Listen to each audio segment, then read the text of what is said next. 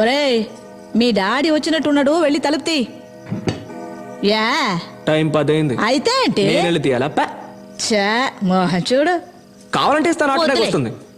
ఏవేవో చెప్పి భయపెట్టి ఇప్పుడు ఈ రోజు తినమంటే రాత్రి రేపు వస్తుంది. నాకేం వద్దు పో. ఎవరు?